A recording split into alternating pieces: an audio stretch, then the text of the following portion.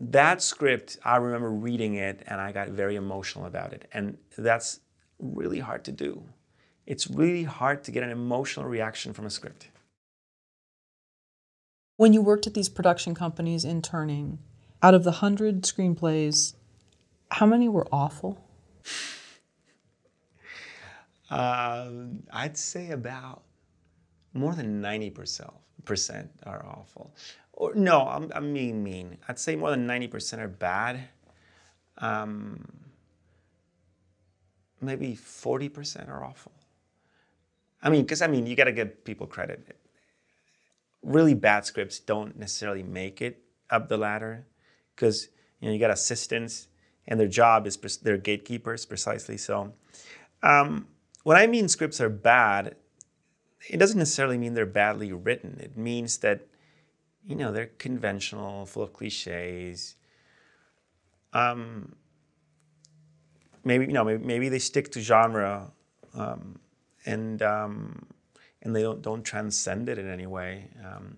Lazy in terms of ideas, but that doesn't mean they're not potentially commercial products. So I don't think that people in charge of choosing don't have any taste or can't discern. What I think is that they're trying to find something that sells. And if you check Netflix 10 most watched shows, they're not necessarily good. Again, I'm not trying to be the judge of what's good or bad. I try to be entertained, but also stimulated, and I want to think and I want to feel. Some people just need, come back from work. They hate what they do and they want to watch something that takes their mind off it, and it works. Sure, and there are some networks that cater to that, and they Sure. have very predictable stories and outcomes, and people feel safe in watching that. That's what they want. It is. Look, it is a business, and I think most of the people involved in show business are very smart. I don't think execs are like bureaucrats. I think some of them went to Harvard and Yale and whatever, and they're really educated and smart. It's just it's a business. So most of the shows big networks are gonna put up are probably easy to digest. Sure. I get it.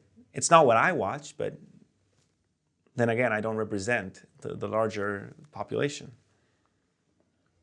That's a good point. So the ones that were really awful probably wouldn't have made it that far in the process. But you say 40%-ish maybe were bad. So then 60% were great, or then there was a gray area where some were not horrible? No, the percentage of great scripts is really small. So great, let's say good. Let's say, I'm generalizing, but let's say between 8 to 10% of the scripts are actually good. Great, maybe 2%, Okay. 1%. Wow. It's really hard to find a great script. It's really hard to write a great script. That's why certain, I don't know, Shonda Rhimes did Grey's Anatomy. It's the 14th, 15th season. Of course, then eventually she came up with other shows, but she was working on that show for many years, and that was one great script that got it all started. It's really hard to replicate success.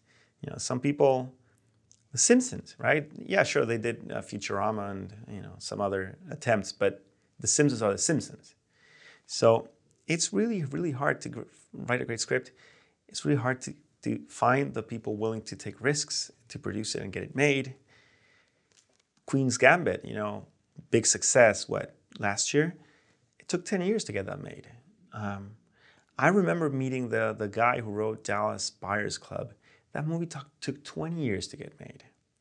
I'm not saying that's okay, and I'm not saying that's the standard. I'm saying you gotta be ready to know that things take a long time.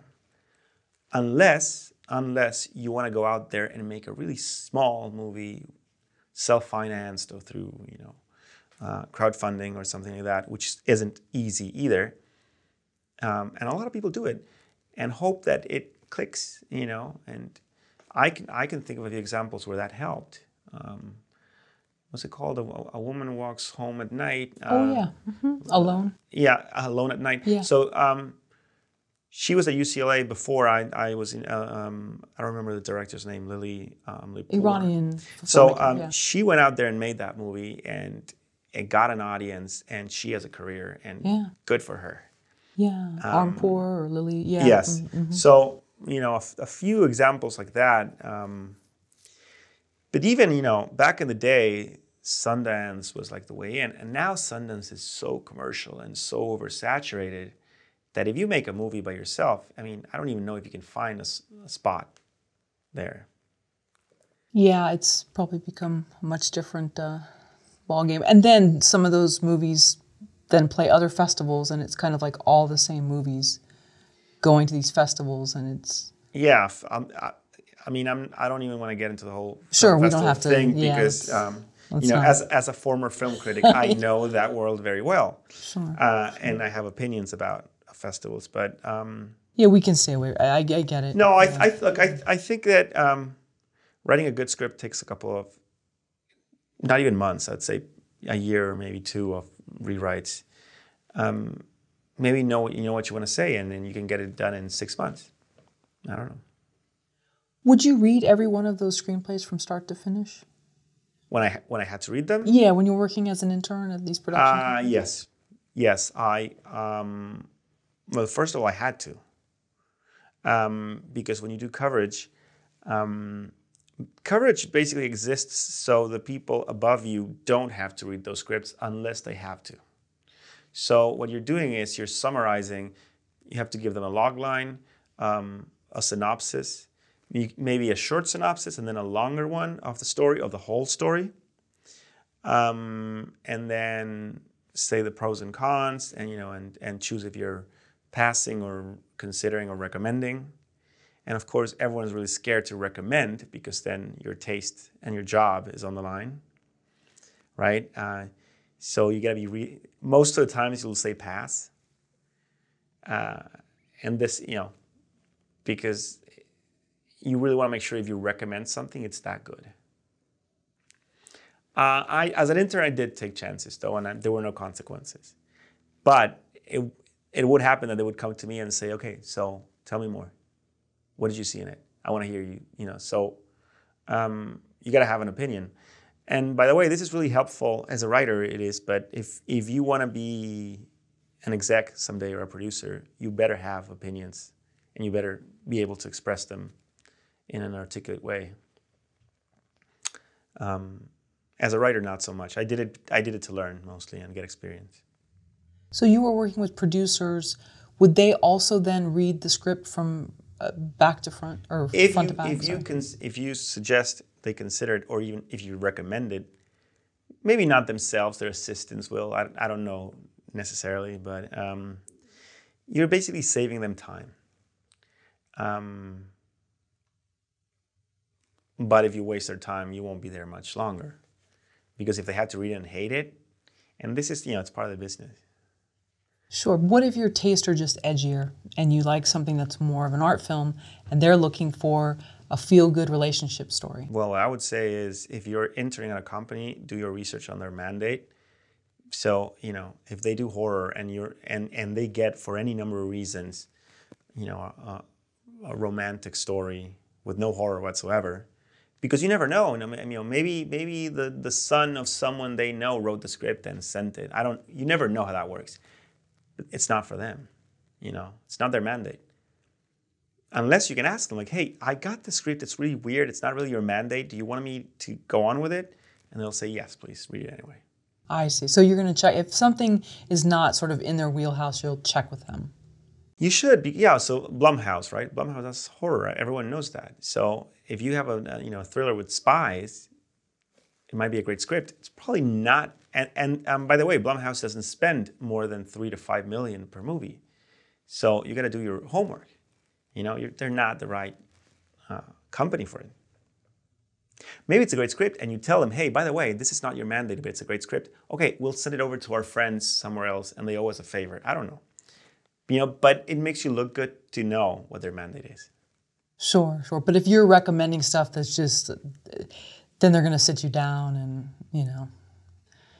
Guido, why are you sending us this? It didn't happen to me. I'm just imagining. Sure. You got to know what your role is as well, you know. And as an intern, yeah, you don't have a lot of power. How many of the screenplays that you read went on to be films? Less than 10, probably. Some of them, this is the thing, some of them I knew were already going to get made. Some of them, you knew they were going around town, so it's not like only the production company had that script. And you could tell. You know, I remember there was a script about the Kelly gang in Australia. That movie was obviously ready to get shot. I mean, it was so wild. I don't even know what they made me read it. Maybe because they wanted to invest in it. But it didn't feel like someone sent that, you know, on spec. That was ready to go. I'm trying to remember. There were amazing scripts I read that didn't get made, and I'm surprised. Oh, you know which script I read, and I haven't seen the movie yet? The one with Michael Keaton Worth that just came out recently about the 9/11 lawyer. I read that script. Oh, yes. That was great. So I read that script in 2016. We just watched that. And it just got, right, it got made 2020, I think.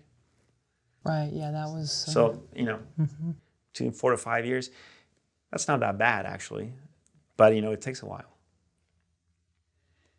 So you said there were a few that were excellent that didn't get made. Yeah, I'm trying to remember. I remember an amazing script about Anne Frank and the woman in New York who got the book published for the first time in the 40s, I think, or maybe early 50s.